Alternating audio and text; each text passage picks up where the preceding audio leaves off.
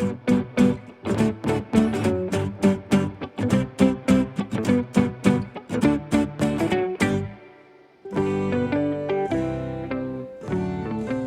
guys, it's Tegan from the Canberra Public Library, and I am back to read you guys some more stories. So today I have 4 books for you guys, and they are all about bears. First book that I have for you guys is called Don't Feed the Bear. But before we read this book, there's something we have to do. You guys remember what it is? We have to say hello. So first we're going to put one hand up like this, and we're going to say, hello my friends, hello, hello my friends, hello, hello my friends, hello my friends, hello my friends, hello. Very good.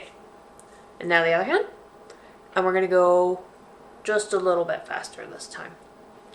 Hello my friends, hello, hello my friends, hello, hello my friends, hello my friends, hello my friends, hello. Very good. Both hands.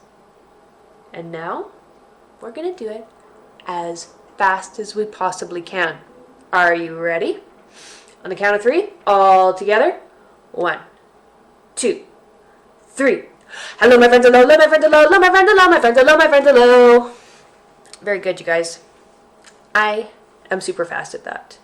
I can't see you guys, so I don't know how fast you guys are at that. But I imagine by this point, you guys are probably almost as fast as me. Probably not as fast because I've been doing it for a really long time and I'm really, really good at it. But probably pretty fast. Don't feed the bear. This is good advice. This is by Kathleen Doherty, illustrated by Chip Wass, and published by Sterling Children's Books. Bear loved when campers left him grub. Mac and cheese, carrot cake, meatball stew.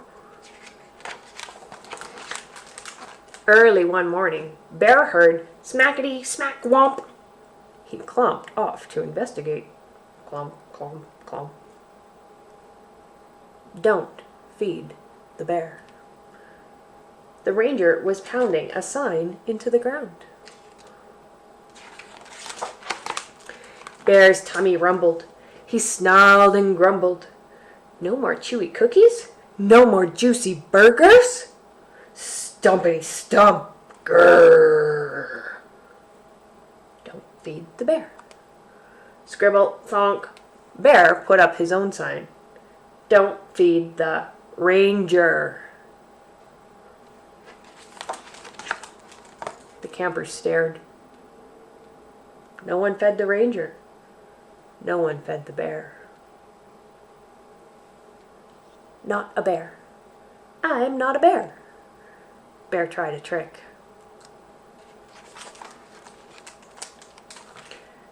Don't feed the bear, no matter what he says. It didn't work. A war with words had begun. He's got his dictionary and the thesaurus, and they're looking up all the words. Feed the ranger. Feed the bear, no matter what.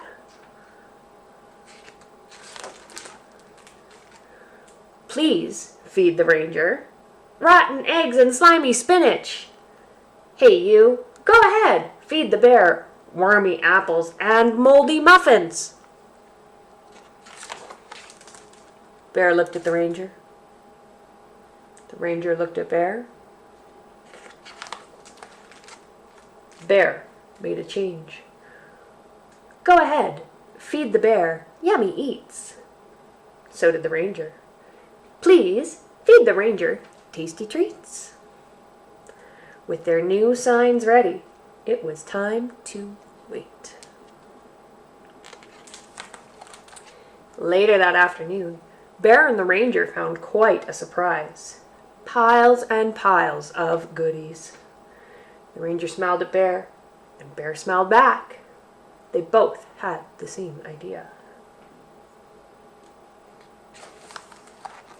They chowed down. After the main course, they smooshed marshmallows and chocolate between graham crackers for the most lip-smacking dessert. It was the perfect picnic. When they'd had their fill, they put out the fire. The next morning, they worked on a new sign. "Thanks for the food. Please leave more." Of course, Bear had to have the last word. "Thanks for the food. Please leave s'mores." Now, I know that's a silly book, but we don't leave food out for bears, right? And we're not even allowed to have fruit trees and leave fruit on our trees here in Canmore. So definitely leaving things out at your campground is a terrible idea. And I'm sure you guys all know that. You also know that it's just a story about a bear, and they don't actually put up signs and wear t-shirts. So, with that being said, the next book is called Bears Don't Eat Egg Sandwiches. This is by Julie Fulton and Rachel Suzanne.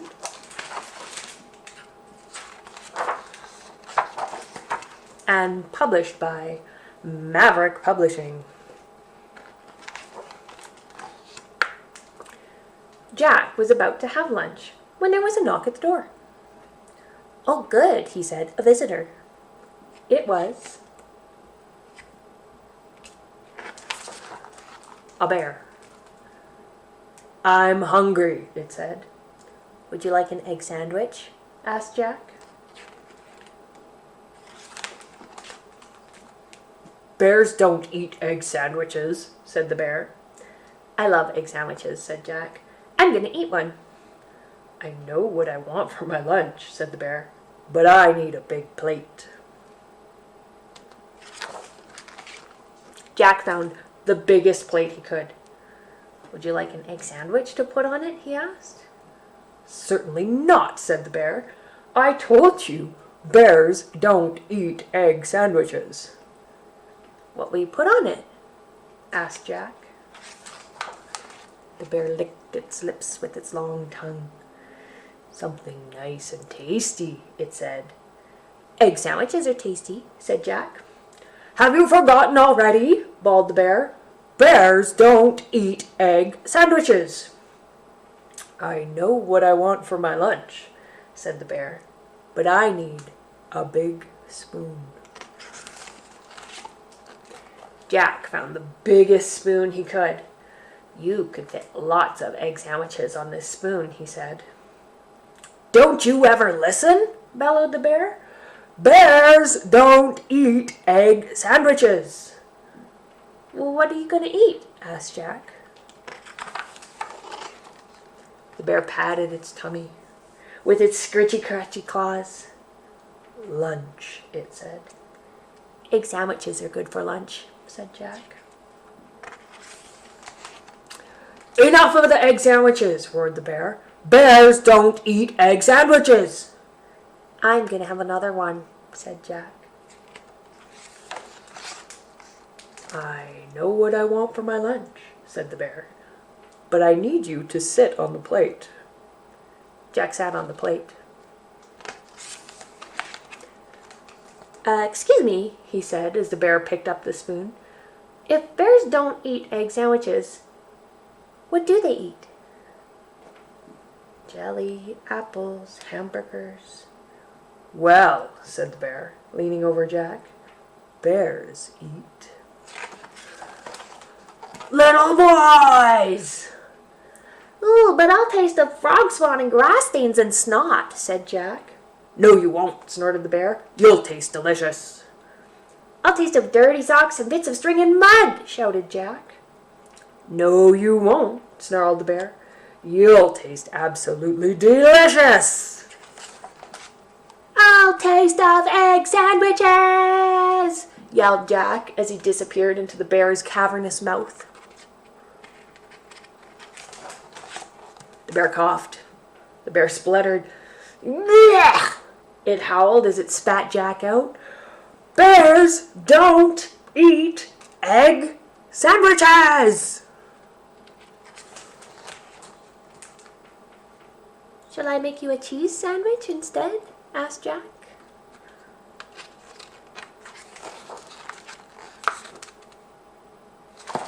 The end. I think bears would eat egg sandwiches. I think if you left them out, the bears would eat the egg sandwiches. Now, I don't know if we've done this one before. Let me scooch over. We're going to do a little rhyme, a little finger stretching rhyme. So we're going to put our hands like this, stretch our fingers out like this. And then we're going to squish them together like this really hard. And we're going to make two fists and we're going to squeeze them like this. And we're going to go 5 fat peas in a pea pod pressed. And 1 grew, and 2 grew, and so did all the rest. And they grew, watch out for your neighbors, and they grew, and they did not stop until one day the pod went pop! Good job. Do it again, but this time we're going to go up like this, because that's how peas grow. Stretch your fingers out like this, squeeze them together like this, and squash them together like this. 5 fat peas in a pea pod pressed. And 1 grew, and 2 grew, and so did all the rest. And they grew, and they grew, and they did not stop until one day the pod went pop! Good job. Good to have a little stretch in the middle of a story time. Alright. The next book that I have for you guys is called A Bear is a Bear, Except When He's Not. This is by Carl Newson, illustrated by Anuska Alupis, and it's published by Nosy Crow. A bear is a bear, except when he's not. A bear is a bear, except when he's not. What would he be if a bear forgot? Why, a bird, of course. Perched in a nest, wondering why he outgrew all the rest. Wondering why he cannot fly. Wondering why, with a heavy sigh, if I'm not a bird, then what am I? For a bear is a bear, except when he's not. And what would he be if a bear forgot? Why, a moose, of course. Tall and slow, wondering, why do antlers grow? Wondering why the grass tastes dry. Wondering why, oh me, oh my. I'm not a moose, I don't know why. I'm not a bird, so what am I? For a bear is a bear, except when he's not. What would he be if a bear forgot? Why, a fox, of course. Who likes to dance, wondering why it's hard to prance, wondering why his steps are awry, wondering why, with a tear in his eye. I'm not a fox, though I gave it a try. I'm not a moose, I don't know why. I'm not a bird, I cannot fly. So what, oh what, oh what am I? For a bear is a bear, except when he's not. What would he be if a bear forgot? Why, a squirrel, of course. Quick and small, wondering if he's gonna fall, wondering why he climbed so high, wondering why, oh why, oh why. I'm not a squirrel, they climb too high. I'm not a fox, though I gave it a try. I'm not a moose, I don't know why. And I'm not a bird, I cannot fly. So what on earth am I? You used to know, but you forgot. At least we now know what you're not. You're very tired and grumpy too, but I know what you need to do. Now curl up tight and not a peep. Close your eyes and go to sleep. This is your cave, and here's the thing. Hibernation lasts till spring. So off to sleep. It's almost December. No wonder that you can't remember. For a bear is a bear, but this bear forgot.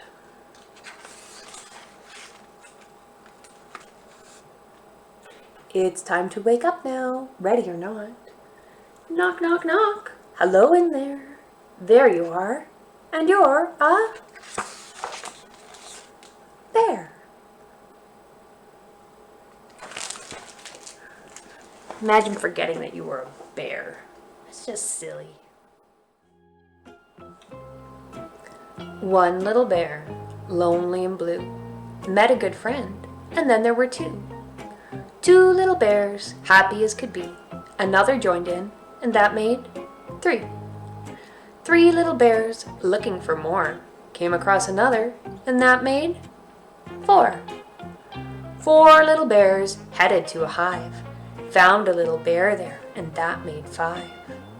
Five little bears, while the day is sunny, eating from a bee's hive sweet golden honey. And now here's a silly song that doesn't have anything to do with bears, but that's okay. We did this one before, and I kind of like it a lot. It's called Sticky Sticky Bubblegum. You guys remember it?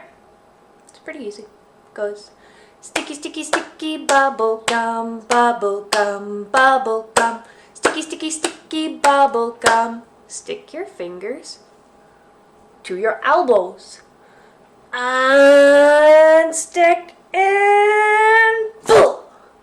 Oh, gum on your elbow, that's gross. Sticky, sticky, sticky bubble gum, bubble gum, bubble gum. Sticky, sticky, sticky bubble gum. Stick your fingers to your back. Can you get them on there? Unstick and pull. Oh, hope I don't stick to the back of my chair now with all that gum on my back. Last time. Are you ready? Sticky, sticky, sticky bubble gum, bubble gum, bubble gum. Sticky, sticky, sticky bubble gum. Stick your fingers to your neck. Unstick and pull. Ugh. No more gum? I guess I'm all clean now. Last book that I have for you guys is one of my favorite books. And there's a few of them, so I am going to read you guys a few more of these. And I love it so much. It's called Mother Bruce. It was called Mother Goose, but that's been crossed off, and now it's Mother Bruce. And this is by Ryan T. Higgins and published by Disney. Mother Bruce. Bruce was a bear who lived all by himself. He was a grump. He did not like sunny days. He did not like rain. He did not like cute little animals. Bruce only liked one thing: eggs. He collected them from all over the forest. Good morning, Mrs. Sparrow. But Bruce didn't eat eggs raw like other bears. Instead, he cooked them into fancy recipes that he found on the internet. One day, Bruce came across a recipe for hard-boiled goose eggs drizzled with a honey salmon sauce. He went out to get the ingredients. First, he caught a few salmon. Then he collected honey from the local beehive. He liked to support the local businesses, you see. And last, he went to Mrs. Goose's nest to pay her a visit. Are these eggs free-range organic? At home, Bruce prepared the eggs for hard boiling. But the fire in the stove fizzled, and so he had to go out to get more wood. And when Bruce came back, he was met with an unwelcome surprise.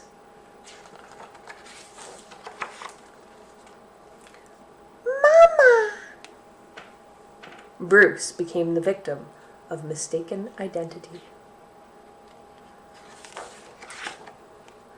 Bruce wanted hard-boiled eggs, not goslings. He supposed he could settle for buttered goslings on toast. but for some reason he lost his appetite. Bruce scooped up the little geese and stomped back to their nest. "I'll have to ask Mrs. Goose about her return policy." Only to find that Mrs. Goose had flown south early. The note says, "Be back in April." Bruce left the goslings there anyway and went back home. But he was followed. "Mama? Mama?" Bruce was very stern and said things like, "Go away," and "I am not your mother," and also, "I liked you better when you were eggs."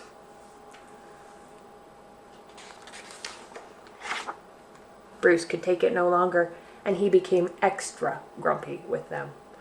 Roar!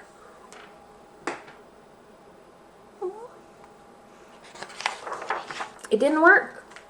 Goslings always follow their mother, even if she is a he and he is a bear. "Mama? Mama?"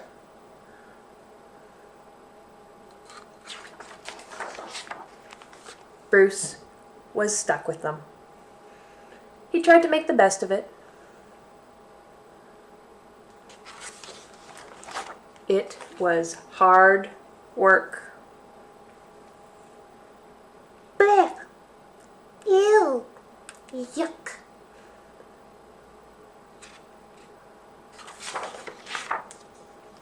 As the seasons passed, Bruce watched the pesky goslings grow older. From annoying baby geese, to stubborn teenage geese, to boring adult geese. And then, one fall afternoon, he saw the other goose families flying south. Finally, he'd be rid of those geese, and he could take a long winter nap.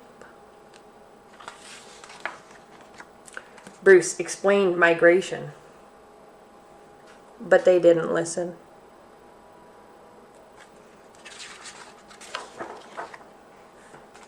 Bruce needed the geese to leave, so he got creative.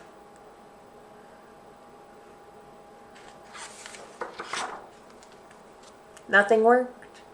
The geese would not leave Bruce. Look at how cute they are. So Bruce decided to pack some bags and take his geese into town. They boarded a bus, and they migrated to Miami. Now, every winter, Bruce and his geese head south together. They laze about at the beach in tacky shirts, sipping ice-cold lemonade while Bruce dreams of new recipes. Recipes that don't hatch.